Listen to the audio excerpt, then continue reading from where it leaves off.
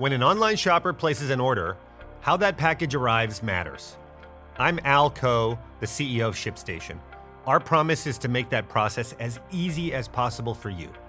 ShipStation provides a robust platform to manage everything you sell, automate manual shipping tasks, and get the lowest possible carrier rates. Keep your team and your customers happy. Go to ShipStation.com to sign up for your free trial. That's ShipStation.com. Get this, adults with financial literacy skills have 82% more wealth than those who don't. From swimming lessons to piano classes, us parents invest in so many things to enrich our kids' lives. But are we investing in their future financial success? With Greenlight, you can teach your kids financial literacy skills like earning, saving, and investing. And this investment costs less than that after-school treat. Start prioritizing their financial education and future today with a risk-free trial at greenlight.com/Wondery. Greenlight.com/Wondery. Hi, I'm Stassi Schroeder. On my podcast, I share candid updates from my personal life, chat with some of my best friends about what's going on in our lives, give commentary on the latest pop culture headlines, and sometimes deep dive into random topics I'm obsessed with, like human design. It's a bit all over the place, but that's how I like it. And you will too. Listen to my podcast, Stassi, wherever you get your podcasts.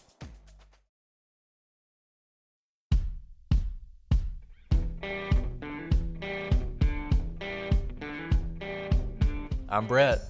And I'm Alice. And we are the Prosecutors.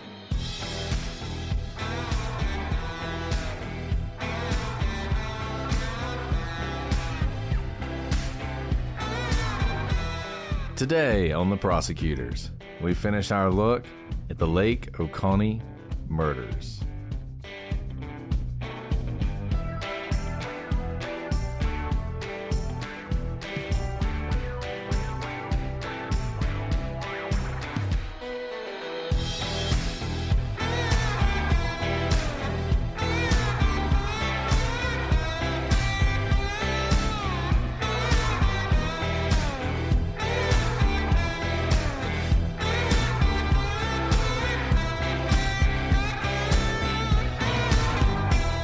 Hello, everybody, and welcome to this episode of The Prosecutors. I'm Brett, and I'm joined, as always, by my comely co-host, Alice. What? Comely, I am told, I have no idea what that means. Is the opposite of homely. Homely? So, I guess it means you're not like a warm fire and a cup of coffee on a beautiful afternoon in your home. You're cold and unwelcoming is what I assume it means, since it's the opposite of homely. But you can't use words that I can't understand. Well, there's so many words I don't understand right now, but thanks, Brett. Thank you so much. Those of you who are listening, this is an amazing feat with a 1-month-old. We are recording back-to-back nights, and we'll see how this goes. Yep. Every day's an adventure is all I have to say.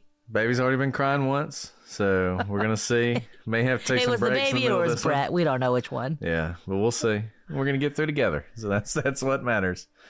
Okay, but we are recording back-to-back. For those of you listening when this comes out, last week, you heard our first episode on the Lake Oconee murders, one of the most bizarre cases that we have looked at, the murders of Russell and Shirley Dermond, and we are getting back into it, and hopefully the fact we're doing this back to back will just make this even better.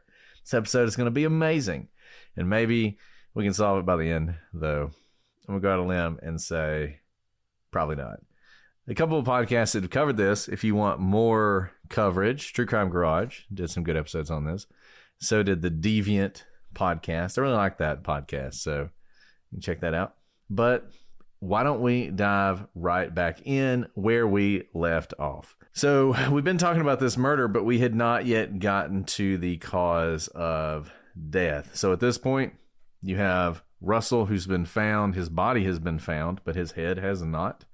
Shirley is found in the lake, tied down to some cinder blocks, presumably in the hopes that her body would never surface, but it did.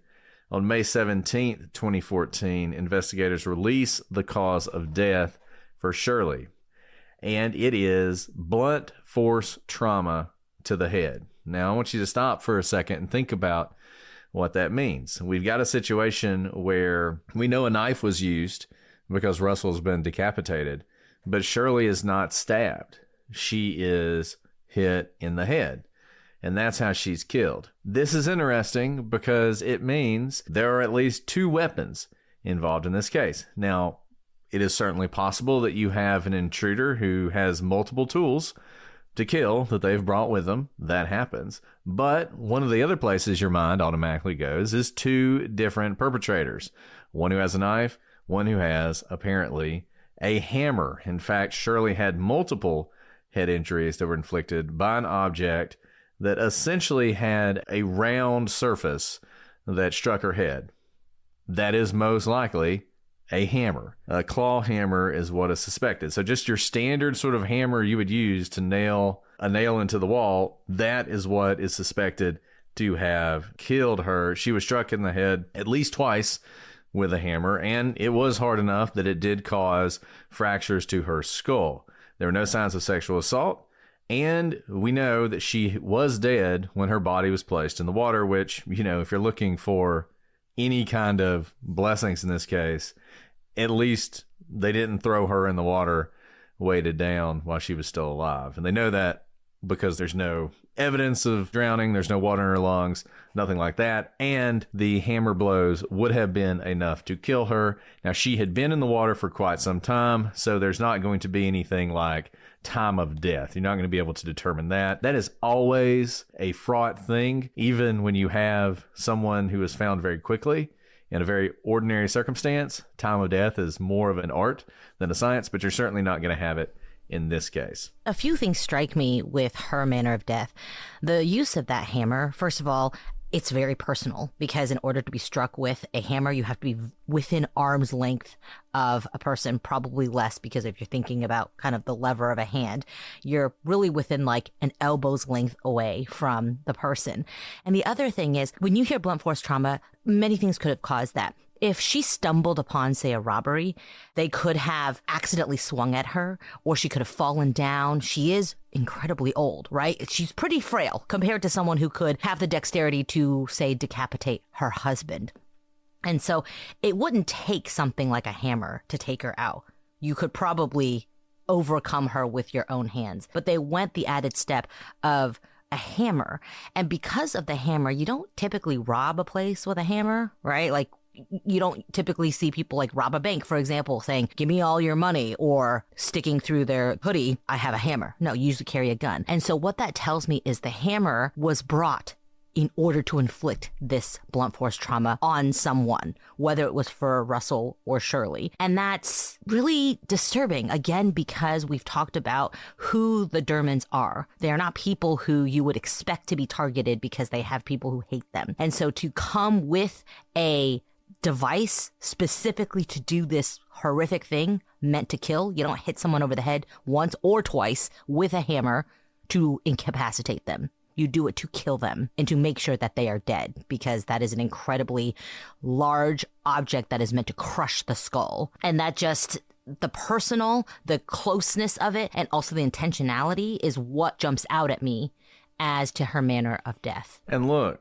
I think you're right about that. And I think there's even more to it, because it feels like, given the preparation that the killer or killers undertook, the fact that they brought things with them that seem to have only one purpose, and that's to kill and conceal a body. And it makes you feel like this wasn't accidental. So you could imagine a circumstance in which, like you said, somebody spooks you. There's a hammer sitting on the table. You grab it, you swing around, and you hit them in the head, and then you hit them again, and then they're dead, and you didn't even mean to kill them, right? Like, you could imagine that happening, like in a robbery gone wrong. But here's something that I think is interesting. Now, we don't know everything about this case. You know, people always ask us questions about these open cases because your minds are running, and you're thinking of facts, and you're wanting to know details that a lot of times we don't know, because all we know is what either the police have told us, what has come out through sort of rumor, or what has slipped in the many interviews that have been done with people who are involved in this case. But one thing that seems to be clear, based on everyone's description of the scene, is there is no evidence that Shirley was killed in that home. Now, think about this. She's being struck in the head with a hammer. Not certain, but it wouldn't surprise me if there's blood involved. Ordinarily, as we've talked about a lot of times, being hit in the head, certainly in a way that is hard enough to fracture the skull, is probably going to also break the skin, and head wounds bleed a lot. There is no evidence that she was struck in the home. Now, maybe she was struck and it just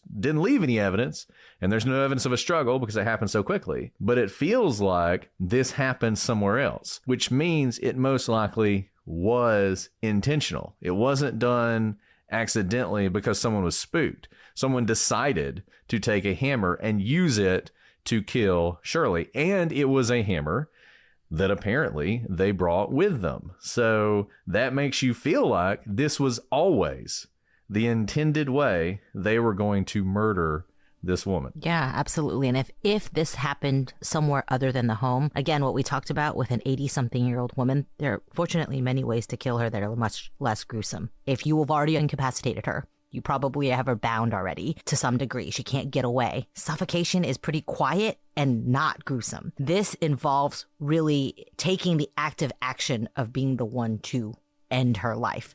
And I say that obviously strangulation or suffocating someone is also that, but it's a kind of a one step removed in terms of what the perpetrator may be thinking. There's no question that your hand coming down is the one that ends her life. And so that intentionality goes to who we think the profile of the person is who committed this crime. So obviously this was an all hands on deck case, and the Putnam County Sheriff's Department, unlike some law enforcement agencies you'll see, they accepted all the help they could get. They're working with the FBI, they're working with the Georgia Bureau of Investigation, everybody to comb through the Dermond's life.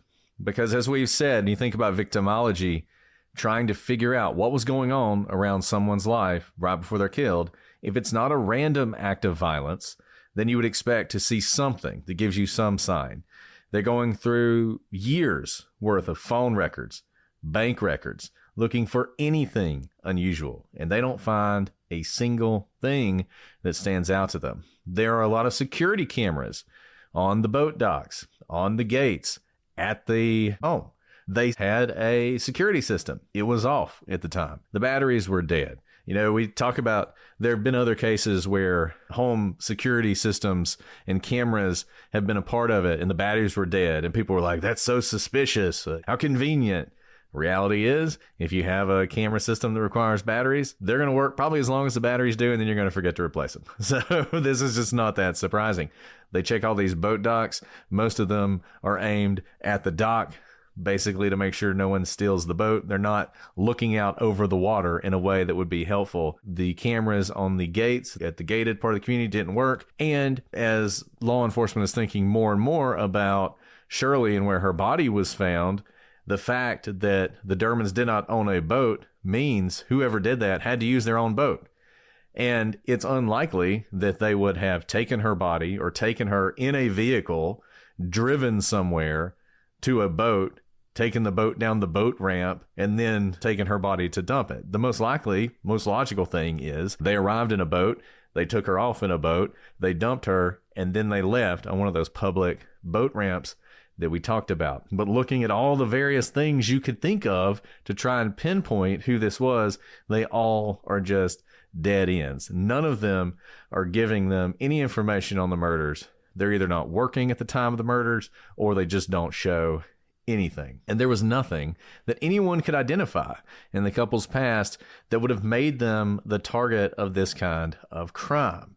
You know, there's no shady business deals with the mob, or they're secretly cocaine traffickers working with the Mexican cartel, or they're KGB agents who've been relocated to the United States. Like, there's no matter where your mind goes, there's just no evidence. They seem to just be 80-something-year-old grandparents retiring on the lake and the sunset of life who all of a sudden are a target for an incredibly heinous crime. And you've just said something, Brett, that I know a lot of people probably have been thinking about ever since the first episode when we mentioned that Russell was decapitated. The cartel, right? This seems like a targeted professional hit, and the cartel typically it's not overkill, but it's like gruesome kills in order to send a message to those who are living, right? You leave with a head, or you put a head on a stake as if to say to everyone else, don't you mess with us. The problem with that is not only are there absolutely no indications that the cartel would have any reason to have any beef with the Dermonds, but when you send a message, people need to know what the message is. And it's not clear what the message would be here in the Dermonds' case. And so while at first glance, you may think, wow, this seems like a professional hit. These people knew what they were doing. This is incredibly gruesome. It's so vicious. It sounds like the cartel. I agree. That was my first initial gut reaction. But the more I look at this, the less this looks like a cartel hit because of all the reasons we've talked about. And trust me, when they want to send a message, they will. And they don't want someone else taking credit for what they're doing. And so it absolutely would make sense if this were a message. But no one knows what the message is. And there is absolutely, again, no indication that they would come after these like 80-something-year-old people who spend their time golfing and doing crossword puzzles. And you'd have to have someone who wants you to be a target. Again, they are beloved. They're so beloved, in fact, that their neighbors are the ones who found them. These are not people who are loners. They're very enmeshed in their community. And when you're enmeshed in your community, people do pick up on things, especially when they're looking backwards, right? They always say hindsight is 20/20. They'll be like, well, Susie really did hate, the way the Dermonds treated her at the grocery store every week.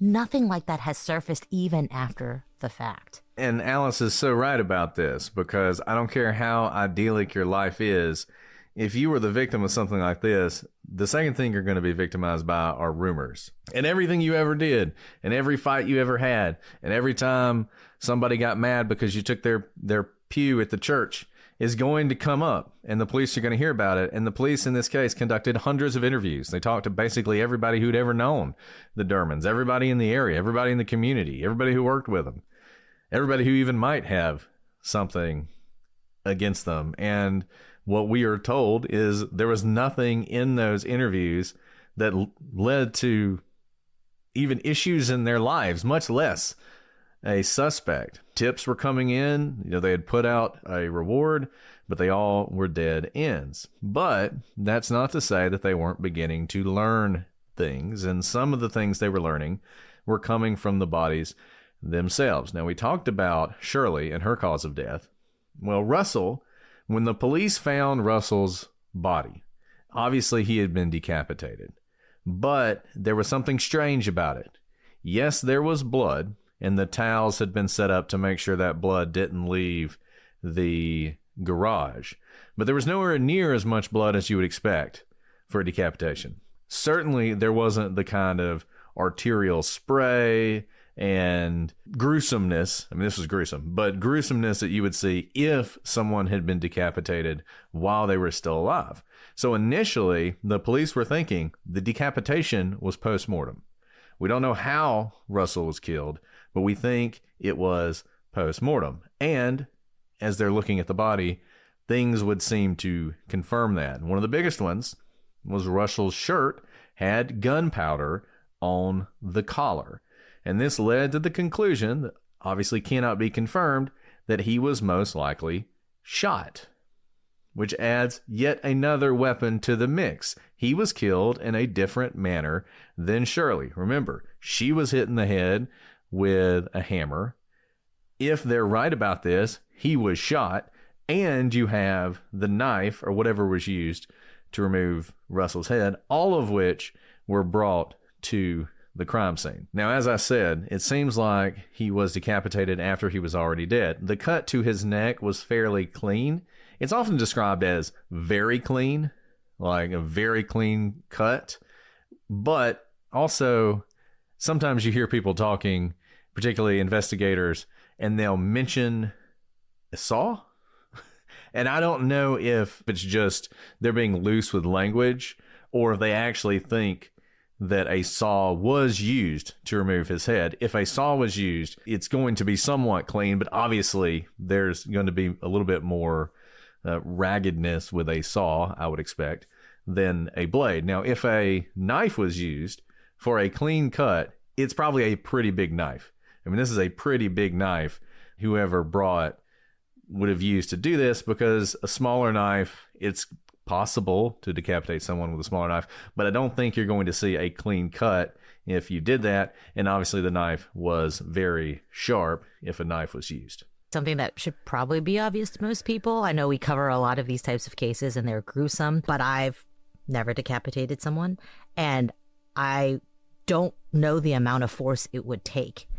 And so if I don't know the amount of force it would take, likely I would not use enough force. So this person who is leaving behind a relatively clean cut likely has some understanding of the force it would take in order to decapitate someone. I'm not saying that this person has decapitated someone before, but because this is an unsolved case, I'm trying to think of all the avenues of which to understand the perpetrator. We've talked about this in other cases before Delphi had the perpetrator caught and convicted, thank God. But we had talked about how that person likely knew the area. This person may have a lot of experience cutting meat and bone. Who would have that kind of experience? Someone who maybe hunts, right? It doesn't have to be a person that they're practicing on. And I note this because there's no hesitation. You got to go with it if this is what you're going to do. It takes a lot of force because we're not just talking about skin. We're talking about muscle, fat, bone. This is incredibly gruesome. But the fact that they've described it as a clean cut, however clean it is, I think the point of saying it's clean is to note that this is someone who kind of knows what they're doing, kind of know what is involved in order to have to carry out something so unusual. This is not like a skill that most people have, thank goodness. And so thinking about who this person is to be able to execute this and have at least the knowledge of how to do so in a way that does not look completely unprofessional, for lack of a better word. And they knew they were going to do this, or at least they had a pretty good idea, because they brought the materials to pull this off. You know, I mean, it wasn't just a pocket knife that they happened to have. They didn't grab a butcher's knife from the kitchen. They brought a large knife or saw that could be used for this purpose. Now, here's one of the questions, though, that I think immediately springs to everybody's mind. Why? Why do you do this? There are a couple reasons you might do something like this. You see this sometimes with Jane Does that are found. You'll see Jane Does that are missing their hands and their head. And it's pretty obvious that whoever did that did it to prevent identification. Some of the genetic genealogy breakthroughs have been in cases like that. Obviously, we're not trying to prevent identification here. We all know who this is. It's going to be obvious to everyone, so that's not the reason. Some people have speculated that if they shot Russell, which it seems like they did, maybe they did this so that the bullet could not be traced. There were no shell casings found in the area. Now, the thing about that, though, if you're worried about the bullet being traced back to a gun, the easier thing to do is just to throw the gun in the lake. It's a much easier thing than removing someone's head to get a bullet, which, by the way, bullets are hard to trace anyway. So if that is the purpose, either they have some personal attachment to the gun, they really overthought this, or that's not why they did it in the first place. That was my exact thought. We haven't talked about that particular fact, but I was like, man, that is really, really unnecessary. If all you're trying to do is to take the bullet with you, there's so many things you can do. You can get a quote unquote burner gun, just go get a gun that's kind of nondescript and then throw that gun away so it can't be traced to you, whatever, or what have you, steal a gun. I don't know. But clearly they had thought about it ahead of time. So it would be strange if what you're thinking about is, I want to make sure I leave behind no trace of the gun. I'll bring along a very large knife or saw to remove the body part in which I stick that bullet. Seems like if you had that much time to plan, that wouldn't be the first step. Although I agree, if there's no obvious reason why you would cut the head other than perhaps the bullet is there. That gunpowder residue gives us a lot of information, and this person, if they know, they seem to know things about saws and guns and decapitation, and if they know about guns, should know that gunpowder is another thing that a gun can leave behind in terms of not wanting to be traced or not wanting to know how Russell died. It seems like the head was taken because the person wanted to take the head. which is something that is difficult for a rational person to wrap their head around. But it may go to why this person killed in the first place. Obviously, Russell's head has never been found, so it's difficult to confirm. Another thing that happens, though, that also feels like that was a lot of effort when you could have just done something much simpler. Remember the towels? So they set these towels up to prevent the blood from spreading. The towels are from a bathroom in the house. So they didn't bring the towels with them. They're from the house. Why not just move his body? You know, his body is in front of the doors. So you're setting up the towels to prevent the blood from flowing underneath the doors. He's behind the cars. I mean, literally, if you just took him to the front of the garage, you could do this, and the problem of having the blood flowing out through the garage doors would probably be taken care of. This makes me wonder a couple things. Number one, it seems like he was very clearly killed where he was found. But they didn't take him there, right? So he wasn't shot somewhere else and they took him there to do this whole decapitation thing. Because if they did that, they would be setting up the problem they then have to solve about the blood. But it also makes you wonder, we've been sort of suggesting there's more than one person involved here. But if there was only one, then moving Russell's body would have actually have been really hard. So for instance, they're going to take, or he or whoever, somebody is taking Shirley with them. You know, if there were enough people there, they could have taken Russell's body, weighed it down, and dumped it too. Or they could have moved his body to somewhere in the basement or in the garage where this danger of the blood flowing out is less likely. But if there's only one person, moving his body might have been really difficult. This is a small thing, but it's just one of those things as you're thinking through, why did everything happen the way it did? Why is everything where it is? I think is at least something to consider.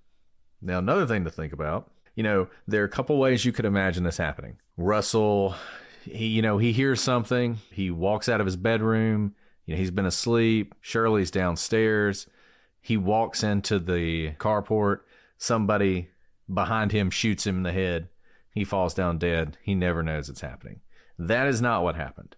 Because, according to an article on 11 Alive, Russell's hands were bruised and pieces of Shirley's hair were actually interwoven in his wounds, which indicates that he may have been trying to fight off the attacker to protect his wife when he was killed. So he does have defensive wounds. It seems like he was at least near Shirley at some point. So this did become a bit of a struggle. It seems like in that carport garage area is where this went down. At some point he was shot, and then the attackers had to do the rest. And this may also be an indication that whatever was planned here did go wrong. So they had a plan. They were prepared for a lot of different things, but it did not go exactly the way they expected because they did have this confrontation with Russell.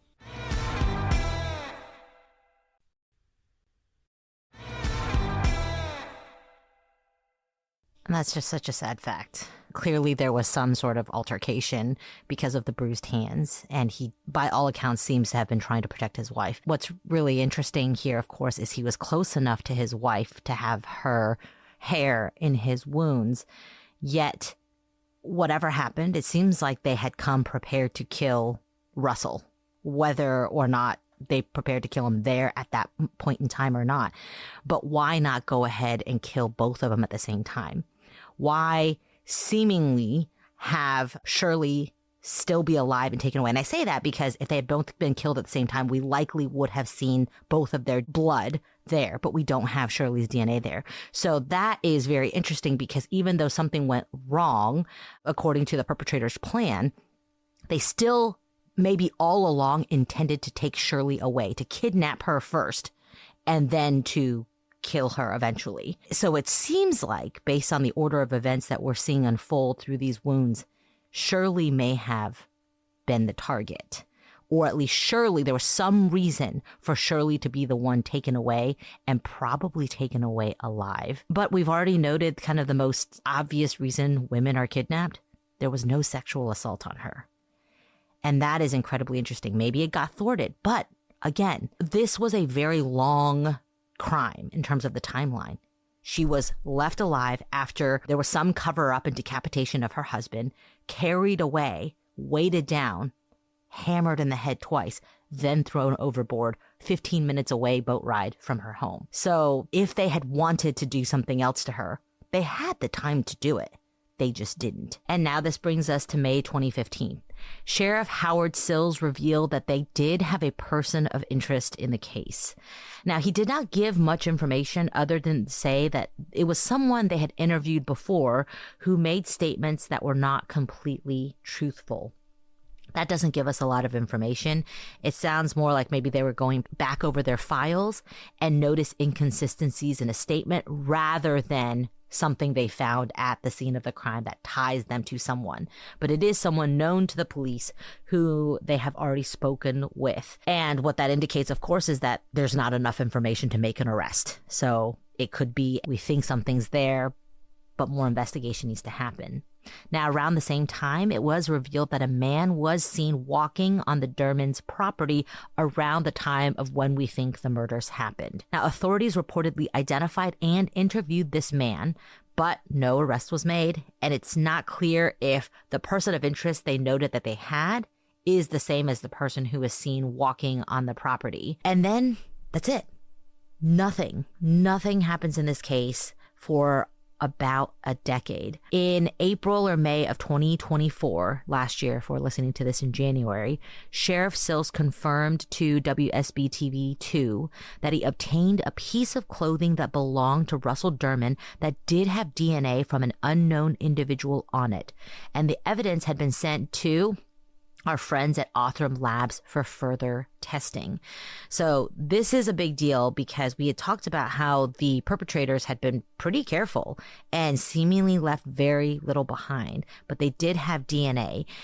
And Othram was able to find the DNA, and they recommended the evidence be sent to Sorensen Forensics in Utah, who also found DNA. Now, the reason these labs are sending DNA around is very important. So we know that technology, especially in the DNA space, is rapidly changing. Every day there are new advances. There are things that we can do today we couldn't do yesterday. There are things we can do today we couldn't do a decade ago. But it's still not a magic button. Just because they have found the presence of DNA may not necessarily mean they can do anything with it now. And so Othram Labs has been pretty vocal. They've been on our show before. They're pretty vocal about the fact that the most important thing for them is not to use up DNA if they don't think with a very high level of certainty that they're able to get something usable out of it. Because every time you test DNA, you use it up and it's gone forever, and you can't take advantage of advancements in DNA testing in the future.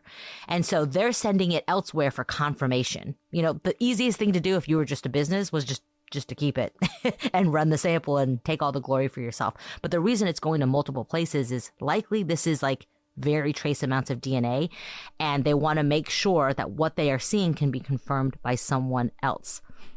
Now, Sheriff Sills confirmed that they're looking for additional DNA to run it through the national database or through genealogical data to identify a suspect.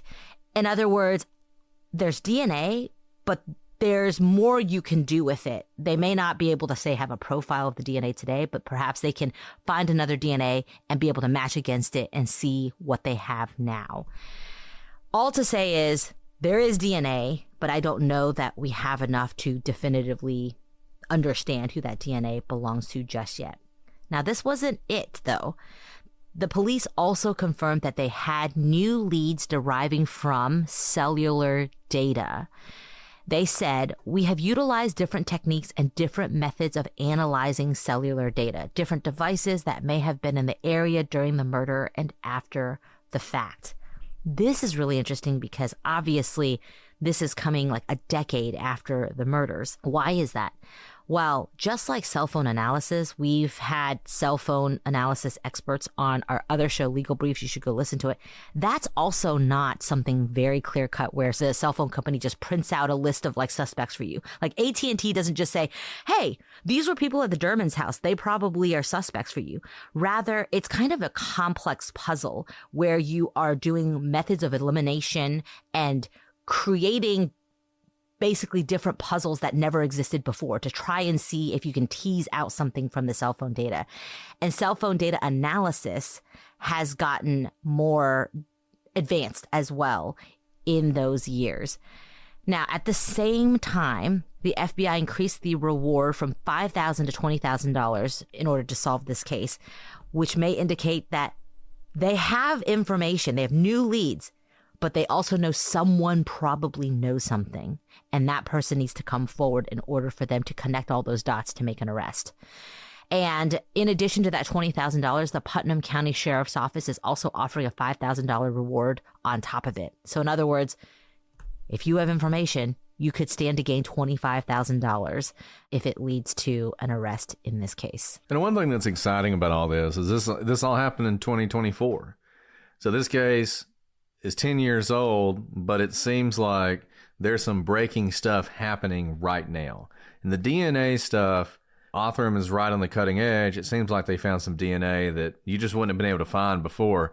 But it also seems like with the current technology, they are not certain they can get a result. And if there's one thing they have said to us repeatedly, it's they will not test the DNA unless they are as certain as you can scientifically be, which is never 100%, but as close to 100% as you can get, that they are going to solve this case. Because I think there is very little DNA, and they know this is a one-shot thing. And when they take that shot, they want to make sure they get something. Now, we don't know for certain. It's the killers you never do.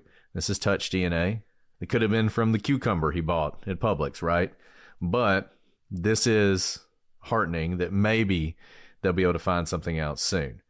So a few things that are interesting about this case. We've touched on some of this. As we said, Russell's head was never found, and the police searched hard for it. They were using cadaver dogs to search the area.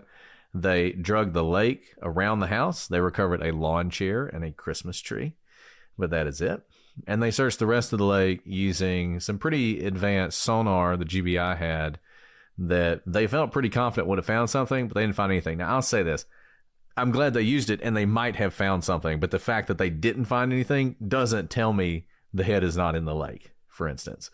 Like, we know these people brought, seems like it was nets that held the weights.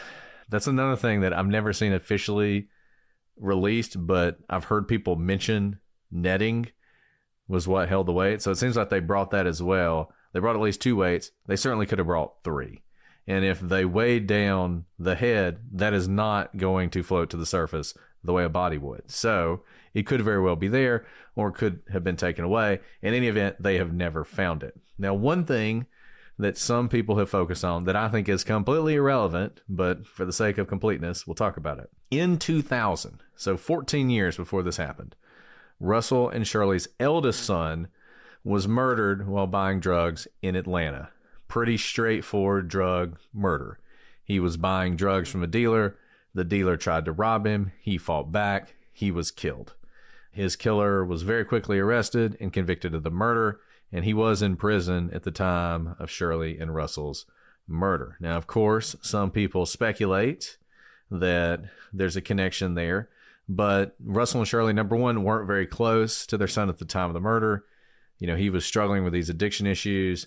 They did not attend the trial, so this is not some sort of big vendetta between them and the dealer. He went to prison, and I'll just tell you, this wasn't a drug murder. Like that in the real world, we have dealt with dealers, violent people a lot. That's not how this would go down. I mean, I've had defendants who have tried to have people killed before, and it wasn't me, and it wasn't, the victims or even the witnesses. It was like the guy who turned on them. Like, that is somebody that they might go after. They're not going after the elderly parents of somebody who was killed 14 years before. That's just not happening. So I think we can rule this out.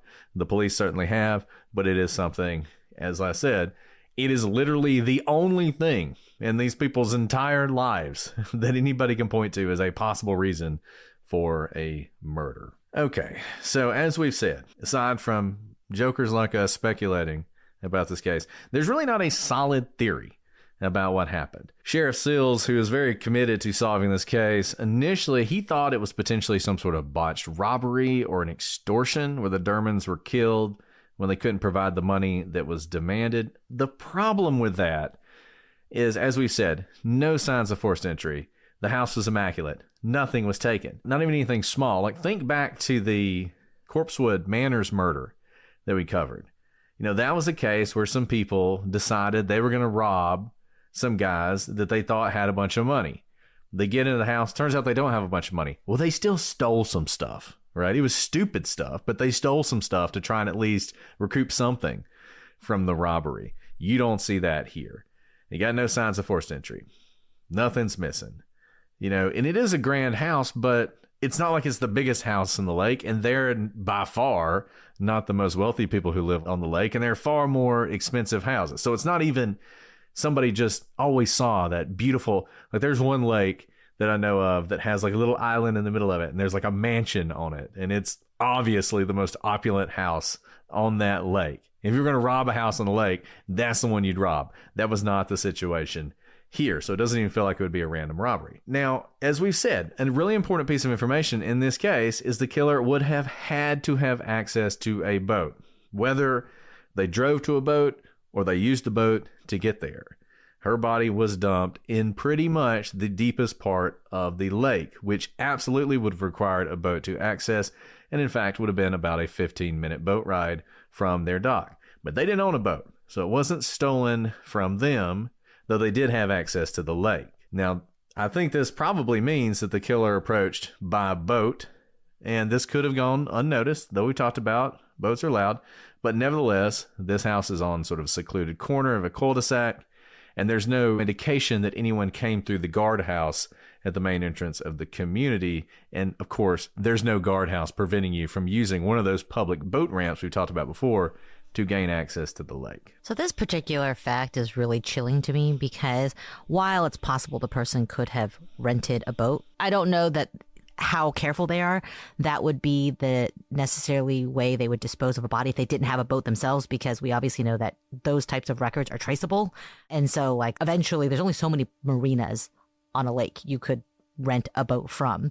And police can go through those records and kind of see who rented a boat around this time period. You have to give an ID, for example, because you can't just drive a boat. You have to have a boating license. And so that leaves behind a record that could narrow the pool of suspects, which leads me to believe that the boat that was used likely was not rented, but belonged to or was borrowed by the person or persons who committed this crime. And why this is chilling to me is while maybe they drove cross country with a boat that they owned to commit this crime, more likely they live in this area and have a boat. That's chilling to me because this is what we talked about, an idyllic neighborhood where it's very small population wise and it's idyllic and the neighbors all know each other. And what we said, there was 20,000 people in the town, and you have to have a lot of means really to live on this lake. And so the possibility that this was committed by someone who is from this area, I don't know, it turns my blood cold because again, the Dermonds are not people who are hated in this town. They're loved in this town. So this could have been carried out by someone who knew them and they liked. And the fact that there's no forced entry, I think, tends to lean towards the fact that they thought this was someone they knew or liked and would open a door to. Just get so carried away with my thoughts. I'm so sorry. That's the whole point of the podcast. And I'm not the only one who thinks that, because the authorities believe that the killer was likely someone who did know the Dermonds, or at least had some level of familiarity with their home, and that this crime was likely personal for a lot of the reasons we've already talked about. Local police and the FBI have also disclosed that it's possible, perhaps even likely, that there was more than one killer. Now, it's been reported that the FBI Behavioral Analysis Unit provided the following description of the perpetrator. It's likely a male due to the physical strength required to carry out the crime, and is likely someone who likes guns and knives or has familiarity with them. And we know that's not exactly groundbreaking because of the way the crime was committed. Now, a lot of you in the chat have already said this since the first episode. You've speculated that perhaps these are the Dermonds' children who are involved because there's some sort of inheritance angle. While, of course, they were on a suspect list pretty early on, just because if you have a motive, the police are going to investigate it. But they've all been cleared. All of the 3 surviving children lived outside of the immediate areas and had alibis. And they all took polygraph tests voluntarily, and they passed them. And this crime really doesn't make sense from an inheritance angle because the business had already been turned over to them. And if they were waiting to get some sort of large sum when their parents passed away, they were in their mid-80s. It wasn't going to be much longer. There's no indication that the 3 children had maybe, pressing money troubles where they needed the inheritance right away. And again, there are ways to commit that type of crime much less gruesomely. And why would you want to take your mom away, fully conscious, knowing what's going on, and kill her elsewhere? Why not do it in their sleep at night when they won't know what's happening? And that's all that's required. All that's required is for them to be dead for the inheritance to pass on. This crime was something much more than just wanting them dead. There was something that I don't quite understand, but it's not just simply wanting to end Shirley and Russell's lives. And when you have the profile of the person being someone who likely knew the Dermonds and had familiarity with the home, I feel like that also cuts against that eldest son who was murdered back in 2000. Because remember, the Dermonds didn't move to this house or even to this area until 2000. And so it's unlikely that this was not a childhood home, for example, where the son who was wrapped up in kind of the drug world had friends who hung out at their home. He was really out of their lives by the time the Dermonds moved to Lake Oconee. And it's unlikely that his group of friends would have known the Dermonds' life in Oconee because of how estranged they were at that time. And so this may have been someone that they knew just around in town. And because they're retired, their adult children didn't live with them. So again, this is not one of those situations where maybe it's a friend of one of their children, because this is their sole home. They're empty nesters. They didn't have like children living in their basement who were ne'er-do-wells. That wasn't the case with their adult children. And of course, there's always the scary possibility that this was just a random act of violence or even a serial killer. But while this is a theory that sounds really interesting, it's not likely since there was no forced entry here. The lack of forced entry, I think, says a lot about who may have been the perpetrator, and I think it points to someone that at least Shirley knew. We'll talk more about our theories, but I do think Shirley may have been awake when perhaps Russell was still asleep.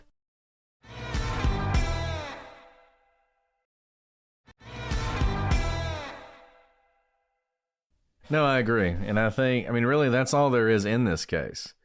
There's just, there's not a lot of evidence. There's a lot of really strange, bizarre things about this case. Things that your mind can just go running with possibilities of what happened here. But we've come to the conclusion of the evidence. So now, I guess we'll get into some theories. Alice, do you think maybe it was a mob hit? So I kind of already talked about that earlier with the cartel. I think you have to explore that option because of the fact that Russell was decapitated and that you have like weighted cinder blocks. This is like the way they were killed and concealed really seems like out of a movie. Seems like it's out of a mob movie. But when you dig a little bit deeper, it really doesn't have the underpinnings of a typical mob or cartel type of hit. So while I think it's worth exploring, other than the fact that Russell's decapitated and cinder blocks are weighing down Shirley, nothing else really indicates the mob did this. And again, the mob lets people know what they do.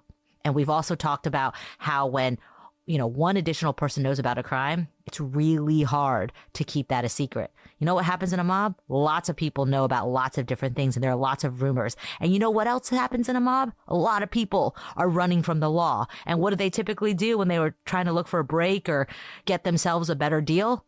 Give up all the information they know, even if it's just hearsay, even if it's just rumor. And so the fact that we haven't heard anything about this coming from the mob, there's no indication that there's any ties of a mob or the cartel to the Dermonds, and it's not even clear why they would target the Dermonds, for me, means that the mob hit angle is an unlikely theory. And I think you're right about that. And the sheriff's talked about how this would be such what he called a ticket. It's like a big ticket. If you get arrested for something else and you can throw down, I got information on this murder, it would be worth a ton. And yet nobody they've arrested has ever said, hey, I heard this was a hit by, such and such. And it is like a movie. And I think that's why people naturally gravitate to it first. And I think it's something you always have to discuss. But things don't actually tend to happen like they do in the movies. I mean, I feel like if this was actually a hit, they'd have walked in, shot them both, and left. If that was what they were trying to do, they wouldn't have done all this other stuff. You know, it does remind me, talking about movies, if you've ever seen Hostel 2, this happens at the beginning of Hostel 2. There's like a guy who has some information. He's hiding out in the middle of nowhere. And one morning his girlfriend wakes up and all she finds is his body, and he's been decapitated because they took the head to the head of the guy who's running sort of the cartel to prove that he has been killed, right? So your mind immediately goes to that, like that's what they're doing. There are easier ways to do that. You could just take a Polaroid of him. You could cut off his finger. I mean, you know, taking his head seems like a pretty gruesome and really dangerous way, because that means you got to carry this head around with you everywhere you go. I mean, the fact that you do this, it is strange. And I just don't think in this circumstance, you know, if you'd found his body on the Mexican border right across the Rio Grande and it turned out, you know, he was selling cocaine. Okay. He was the mob. That's who did it. It was the cartel. That's not here. It's not a mob hit. We can cross that out. And this goes back to the one or two or multiple perpetrator thing. This is really gruesome too, but a head's really bulky and heavy. And so if you're carrying out an 80-something-year-old woman who is going against her will, one person, I guess, could maybe throw her over their shoulder and carry a head, but likely it's more than one person. Or they made multiple trips, and they're making multiple trips in like open field to the boat in the dock in a cul-de-sac where people can see. That's really risky too. Why not just leave with the thing you want, seemingly surely?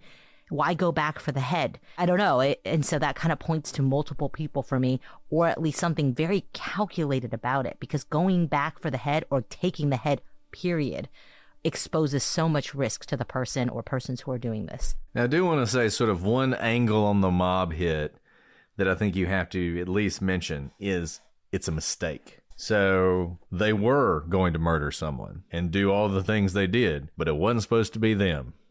It was supposed to be somebody else. And, you know, we've been assuming this person must have been really familiar with the lake, because to find a house, a specific house on the lake at night is really hard. It is really hard if you are living there and you go out boating and it's gotten dark and you're trying to find your way back. It's hard to find your own house. So maybe they went to the wrong house, busted in, killed him, decapitated him, took the head back to the cartel head. And he's like, nope, this is why I make you guys take the head, because half the time you get it wrong, right? I mean, that's essentially what he'd be saying. The problem with that is, once again, I don't think you would do it this way if it was a mob hit, first thing. And second thing, the police, it wasn't just the Dermonds that the police were looking into. They were looking at the neighbors. They were looking at the other people on the lake. I feel like if there was someone on that lake who was doing the kind of things that would make them the target of this kind of attack, they would have heard about it. They would have heard rumors about it. Something would have come up. Someone would have said, I bet they were trying to get the Johnsons. You know, everybody knows they're doing shady stuff. And there's just not been anything like that. So I just, this whole crime to me feels messy in a way that I don't think, it's both well planned and messy. And I just don't think it's going to be a mob hit. And I also don't think it's a random robbery, which is another possibility. As we said, you're sort of boating around, you see a house, you're like, let's go rob those people. I don't think so. I mean, number one, random robbers don't tend to do it like this. I'm not going to say they never have, but going in with this kind of intentionality to murder people and dispose of them in the lake and then forget to steal anything. Didn't take the Rolex. Didn't take anything from this house. Nothing of value. It just feels strange. Now, one possibility is this is a little bit more sophisticated robbery. It's a robbery where the person has a specific thing they want, and they're going in to get that, and for whatever reason they didn't get it. You know, maybe they thought there was a safe with $1 million in there, you know, or maybe they thought, you know, they could kidnap somebody for extortion, and it went a little sideways. There was no safe. There was no money. The kidnapping didn't work out. Somebody got killed, and they decided to be smart thieves, because a smart thief in this circumstance if they didn't get what they wanted, they wouldn't take anything. Because the best way to get caught is to steal something and then try and sell it, right? Like, that is what a bad thief does. So maybe they're so sophisticated that they decided, well, it's too bad we've had to kill 2 people, but we're not going to get anything out of this. We're going to go our separate ways. Maybe, but still, that feels like more of a possibility than a random robbery. But I think we can pretty much say random robbery did not happen. And another theory that's along those lines is that it's a random act of violence, kind of for the same reasons that Brett just said. It seems unlikely this is a random act of violence because you'd have to get in a boat, probably in the middle of the night, and just roll up to a dock and hope that the person will open the door to you because there's no forced entry, and then decide to carry out this random act of violence. It's a lot of effort for a random act of violence. Random acts of violence typically happen like in a crowded urban area. You're like, I just am breaking into this house. It takes a lot of effort to decide to break into this house and kill these 2 old people in this very complicated, involved manner. And for what it's worth, the sheriff thinks whoever did this is long gone by now. Yeah, and I actually disagree with the sheriff. I mean, I hate to disagree with the sheriff who's been working on this for 10 years, but I actually think he's wrong, because I don't think it was a random act of violence. I think it's probably somebody who knew them in some form or fashion. And I think that probably means someone who either lives in that community or has lived in that community or is very familiar with that community. Either someone who lives there, the child of someone who lives there, the grandkids of someone who lives there, someone who lives in the town nearby and doesn't live in that community but wishes they did but has boated in that community a lot of times. Somebody who knows the Dermonds even if they don't know them. Someone who is familiar with them, who has met them, who has talked to them, who has heard rumors about their wealth, something along those lines. I feel like when you look at sort of all the things about this case, the fact that they knew where they were, the fact that it feels so targeted, like this feels targeted in a very specific way, the way they treated her, the way they treated him.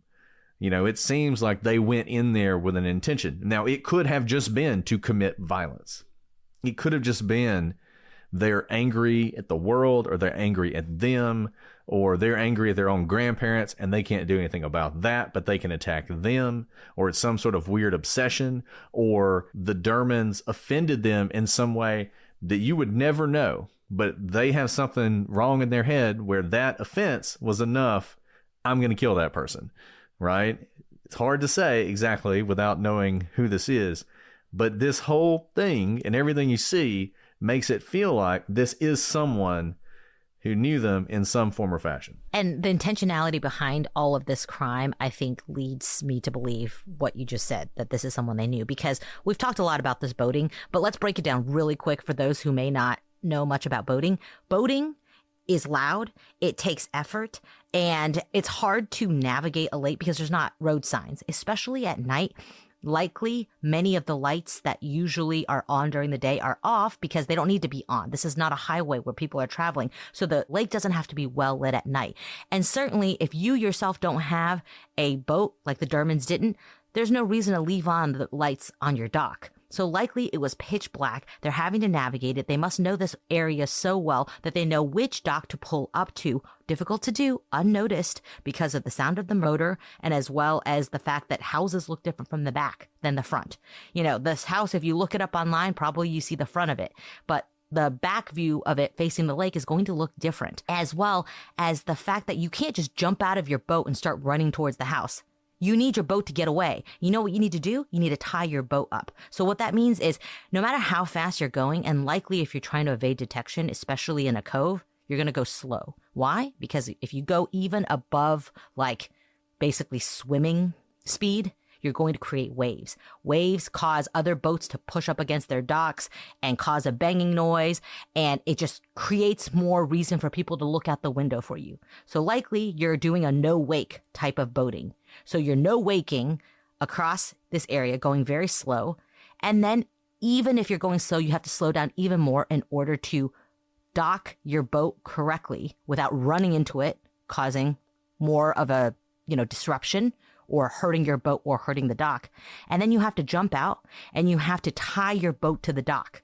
And usually you tie it in more than one place. because a boat floats, usually tied in the front and in the back. All things that take time, having you exposed on an open dock for all to see. And then you turn around and walk up to the house to commit your crime. And then in the heat of whatever you've done, you're taking a head, you're taking an old lady, and you're throwing them in your boat. You still have to untie your boat, push off the dock, probably no wake out of there, and then hit your high speed and drive 15 minutes away. That level of intentionality just to involve the boat makes me really veer away from that random act of violence. And that's why I really don't think this is a random act of violence or a mistake even, because they had to know how to approach this dock. They may have been scoping this out for a while.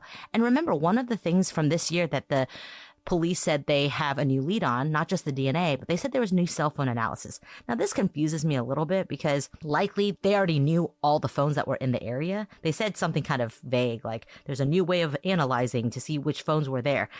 I wonder if it's not so much a cell phone dump where it's like, oh, well, previously we had these 40 numbers who were in the area. Now let's just go through them again. Rather, I wonder if it's something more like maybe they've made an arrest in another case and they got access to someone's phone.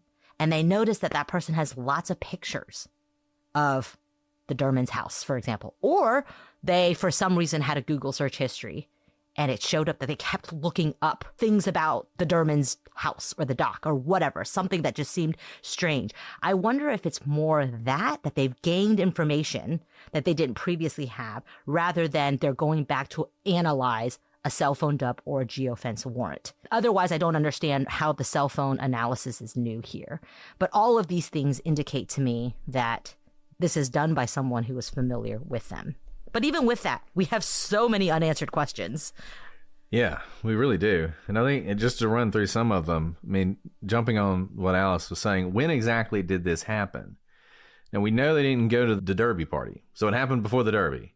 But I think it happened probably the night before, if I had to guess. I think this probably happened Friday night. I think it was at night, but I actually don't think it was that late because of what Alice is saying, at least when they arrived. Because I feel like the most inconspicuous way to do this is actually to do it the most normal way, to just sort of like go up, show up at the dock. Now, imagine a situation in which these people do know them, even if it's like not that great, and they're an older, very friendly couple. I remember once I was driving down the road. I was going too fast. I was in high school. I was going too fast. Cop passes me going the other way. He turns on his lights. I go over a hill and I'm like, well, am I going to stop for this cop? No. So I turned down a side road, right? And as I'm going down the side road, I realize one of my friends lives on this road. I've never been to her house, but I know where it is. I don't know how I knew where it was, but I knew where it was. So I pulled into her driveway and I got out of the car and I went up to the front door and rang the doorbell. And her mom comes to the front door. She's never met me before. She doesn't know who I am. Her daughter is not there. And I was just like, hey, is your daughter around? And she's like, no. And I was like, oh. And she's like, why don't you come in? And so I went in and like had a Coke while the police were looking for me, presumably.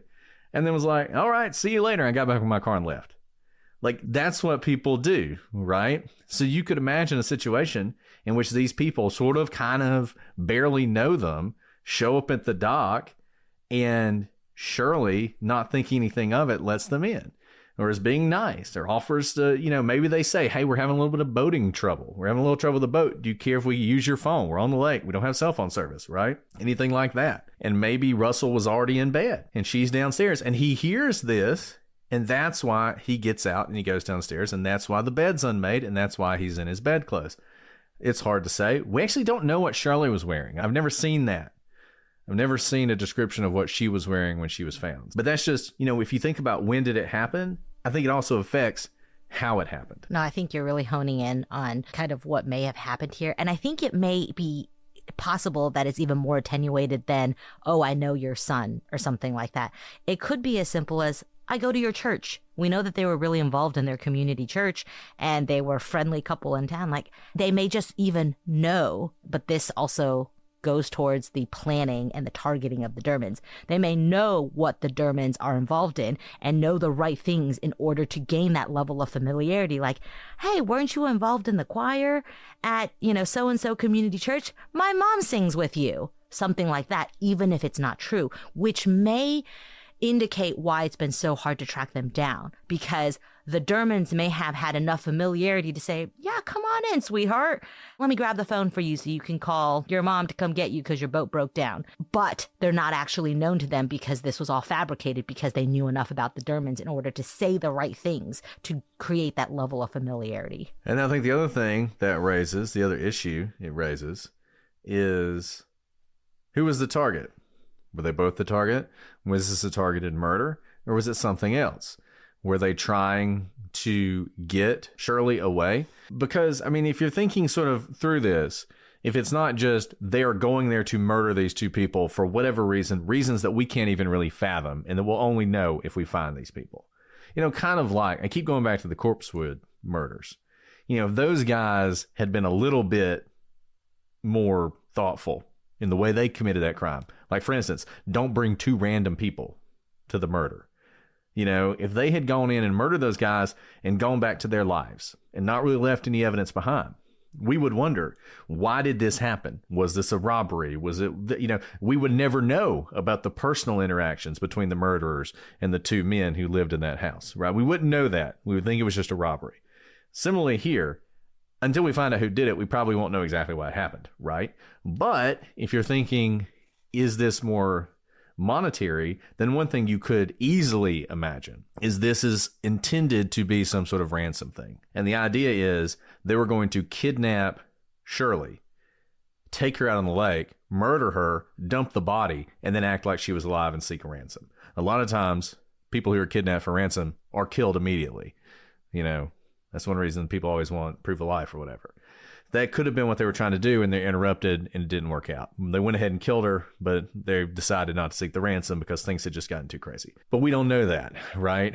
We don't, you know, I think initially, if you're thinking the whole mob hit thing, you think Russell is the target. He is the reason they're there. They killed him the way they did because of that. But if you're thinking it's something else, then maybe Shirley's the target, and he's actually collateral damage. Yeah, and the ransom angle, while interesting at first, is less interesting because both of them are dead. You need someone to demand the ransom from, right? And so the money, like we said, is mostly with them, and it's not clear that they were going to reach out, say, to one of the kids who live out of the area. They're not even close by.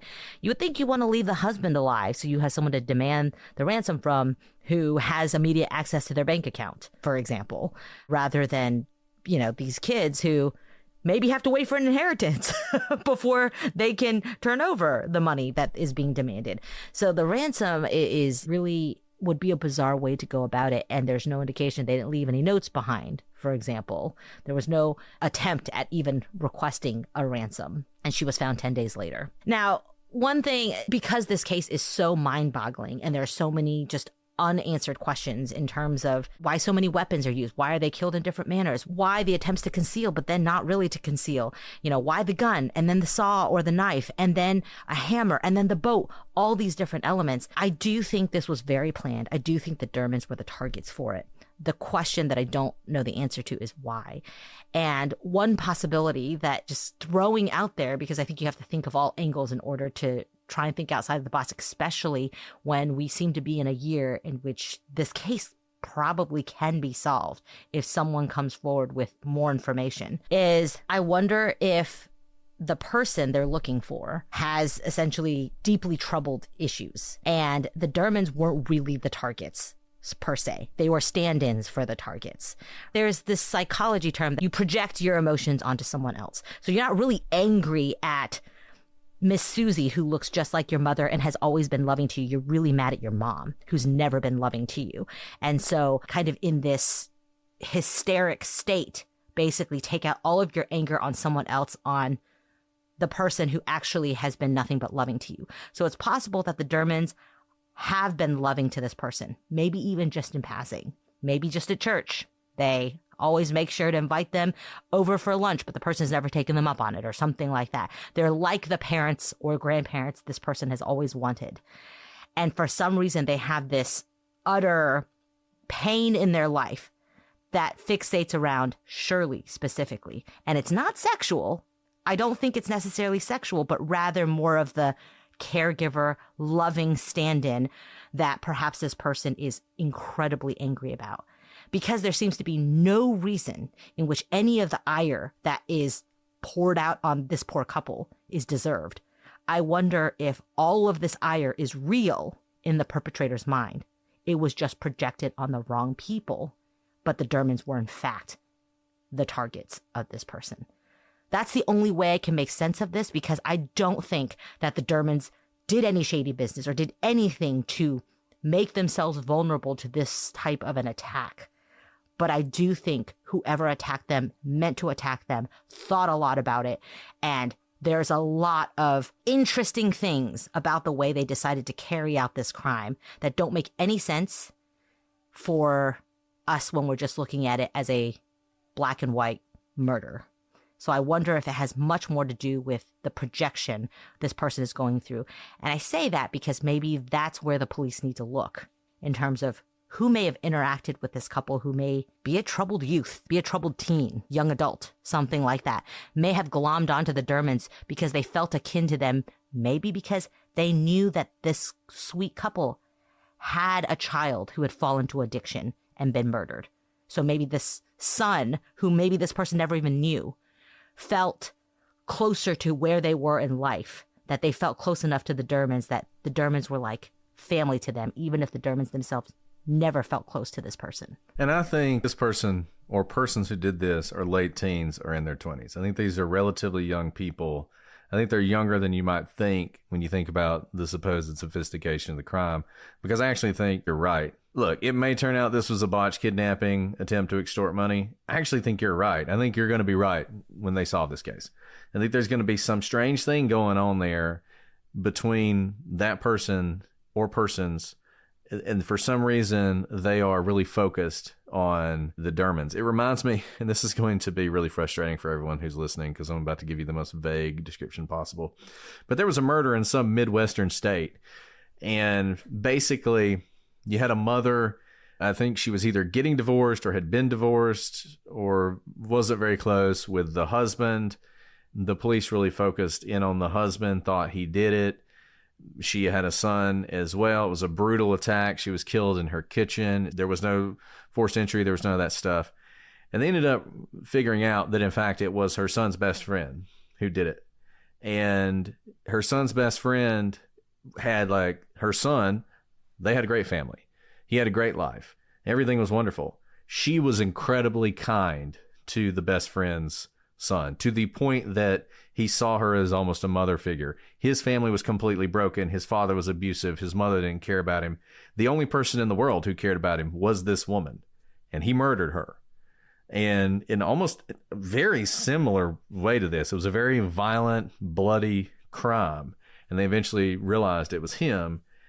And there's just no real reason for it, you know, because how do you figure out somebody's mind like that? The weird thing about this case, I think there are several things that point to that there may be more than one person. The fact that you have arguably three weapons, the gun, the knife, the hammer. Now, I think the knife could be something that someone with a hammer or with a gun would also have. The fact that, you know, you're decapitating Russell, that's going to take some time and effort. Something is happening to Shirley at that time. She is being controlled somehow. Either she's been tied up or someone is holding her while this is going on. That, to me, all these things sort of indicate maybe this is more than one person who was involved in this. Even the taking someone out, tying them up with the cinder blocks and dumping them seems like it would be easier if you had two people. Now, a couple things, as we said. Was this always the plan? I mean, they brought the cinder blocks. They brought the paracord. They brought the knife. Did they always intend to dump Cheryl? And if they did, why didn't they dump Russell? Why do the decapitation? If the whole point is you believe that you're going to hide Shirley's body forever, if that's what you think is going to happen, why not do the same thing to Russell? Like, even if you're worried about the bullet, if you believe that doing this is going to dispose of the body forever, isn't that an easier way to do it than to spend all that time decapitating him, setting up the towels? I mean, just all the time you're spending in that home. And I feel like, once again, that points to some sort of connection. You know, we talk about this all the time with murders. The more time people spend with the victims, doing things to conceal the crime, the more likely there is some connection. Because otherwise you just kill him and get out. Like we're talking about the mobster. The mob hitman walks in, kills him, and leaves, and it's over. And he's done. And they'll never find him again, right? So things like that, I don't know. I mean, there's so many strange questions left unanswered in this case. I do hope it's solved. I think there's a really high likelihood it will be solved. I think the DNA evidence could be critical. I'm hoping that there will be new developments in DNA that will allow them to test that. And if nothing else, at least really limit the pool of suspects. If you have any information about the case, it's not too late. This is not a cold case. It's a hot case. In fact, it's probably hotter right now than it has been at any point in the last 10 years. Call the FBI's Atlanta field office at 770-216-3000 or the Putnam County Sheriff's Office at 706-485-8557. If you know anything, let us know. If, like I said, like we always say, if you'd rather talk to us, talk to us. But if there's more than one person involved, I got to think somebody knows something. I don't think both people could have kept silent. I don't know that one person could keep silent about something like this, but I got to feel like somebody knows something. What a strange case, and I really do hope with this recent kind of push, at least by law enforcement, it seems, and the increase in reward money, that this case will be solved, because what a tragic end to a beautiful life. Married for 68 years, 4 children, had to endure the devastation of one of their children being murdered, but seemingly just a wonderful couple who didn't really have an enemy in the world. To be ended like this has got to be so devastating for their family. So I hope for justice for them, and also to take this person off the streets, because I don't think they are well. I don't necessarily think this person is a serial killer or necessarily is even out there looking for their next hunt. I don't think that's the case. I think this is a very disturbed person who needs help, and they have done something incredibly, incredibly horrendous, and they need to be brought to justice for it and also probably get some help. Well, look, thank you guys for joining us. We've already mentioned 2 podcasts that talk about this.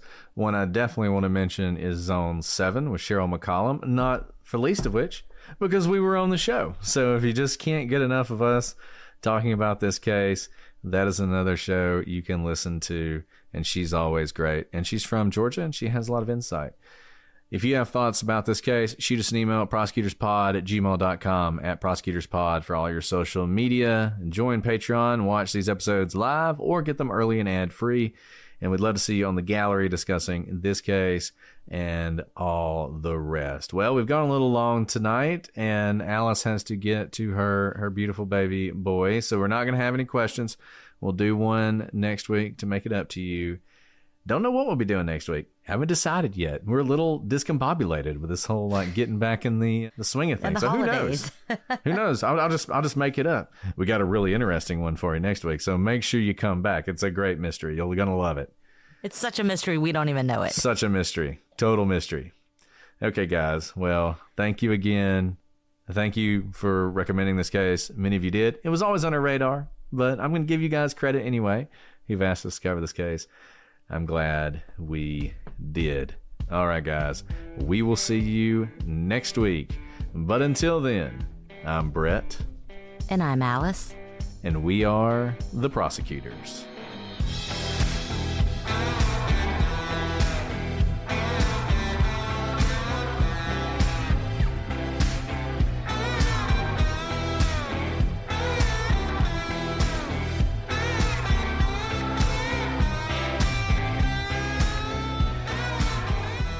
It is Brett that's crying.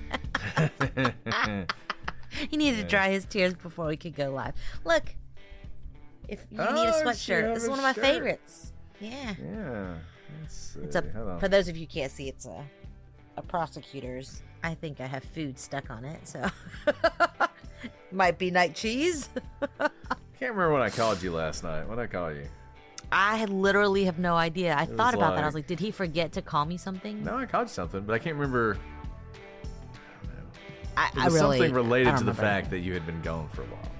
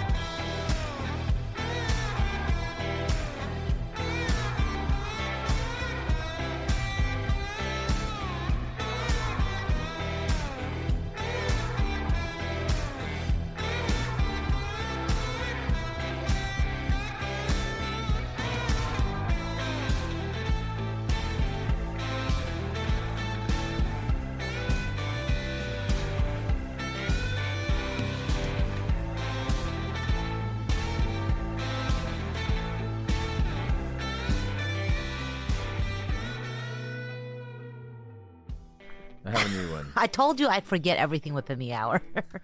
I made good on my promise. I have a new one. Sounds good. I had to threaten taking that away so many times tonight with my Squanto because he would not get in bed.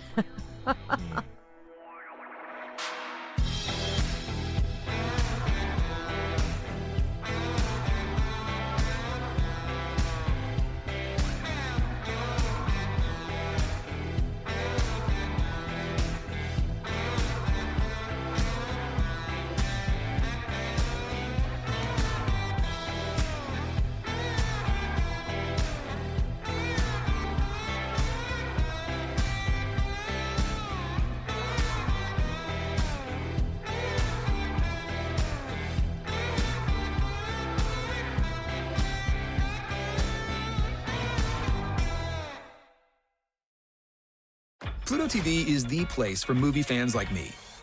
And TV fans like me. They've got something for everyone, and it's totally free. You can binge laugh-out-loud sitcoms like Frasier. And rewatch cult classics like Higher Learning. Whether you're in the mood to solve a little crime before bedtime with NCIS or Tracker. Or curl up with a surefire hit like Forrest Gump. Run, Forrest! Pluto TV has thousands of movies and shows, all for free. Pluto TV. Stream now, pay never.